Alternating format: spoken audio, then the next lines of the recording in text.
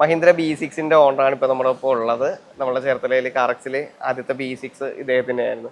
അപ്പോൾ അദ്ദേഹം ഷോറൂമിൽ നിന്ന് ഇറക്കിയ ആ ഒരു ഫിനിഷും നമ്മളുടെ അടുത്ത് നിന്ന് ഇപ്പോൾ ഇറക്കുന്ന ഫിനിഷും തമ്മിൽ എന്താണ് വ്യത്യാസം എന്ന് പുള്ളിക്കാരനിൽ നിന്ന് തന്നെ അറിയും നമുക്ക്. ആക്ച്വലി ഞാൻ കാറ് കൊണ്ട് തന്നതിലും ഞാൻ ആക്ച്വലി സർപ്രൈസ്ഡ് ആണ്. വളരെ ഒരു ചേഞ്ചാണ് എനിക്ക് വിസിബിൾ ആയിട്ടുള്ളത്.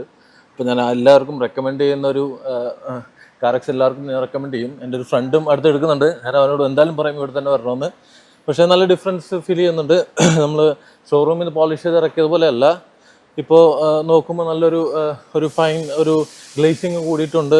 പിന്നെ ഈ ഹൈഡ്രോഫോബിക് പ്രോപ്പർട്ടീസൊക്കെ ഉണ്ടെന്ന് പറയുന്നു. ഓക്കെ, ഐ ഹോപ്പ് ഇനി ഒരു വർഷത്തേക്കുള്ള ഞാൻ എടുത്തിരിക്കുന്നത്. ഐ ഹോപ്പ് നന്നായിരിക്കുമെന്ന്. I am fully satisfied. അപ്പോൾ താങ്ക് യു. എന്തായാലും ഇപ്പം നിങ്ങൾ വന്ന കണ്ടീഷനിൽ തന്നെ ഒത്തിരി സ്യുവൽ മാർക്സ് വാഹനത്തിലുണ്ടായിരുന്നു. സ്യുവൽ മാർക്സ് അപ്പോൾ അങ്ങനത്തെ ഒരു പോളിഷിംഗ് പാടൊക്കെ ഉണ്ടായിരുന്നു. അപ്പോൾ ബേസിക് ആയിട്ടുള്ളൊരു പോളിഷിംഗ് അല്ലാതെ നമ്മൾ 3-4 സ്റ്റെപ്പിലാണ് ഇപ്പോൾ ഇത് പ്രിപ്പയർ ചെയ്തെടുക്കുന്നത്. അപ്പോൾ സർഫസും ഇപ്പം നമുക്ക് തൊട്ട് നോക്കി കഴിഞ്ഞാൽ തന്നെ സ്മൂത്ത്നെസ്സിൽ നല്ല ചേഞ്ച് വന്നിട്ടുണ്ട്. അതേപോലെ തന്നെ ഈ കളറിലുള്ള മെറ്റൽസും അല്ലെങ്കിൽ ഇതേപോലെ ഗിൽറ്റി മെറ്റീരിയൽസ് ഒക്കെ ഇപ്പോഴാണ് കറക്റ്റ് വിസിബിൾ ആയത്.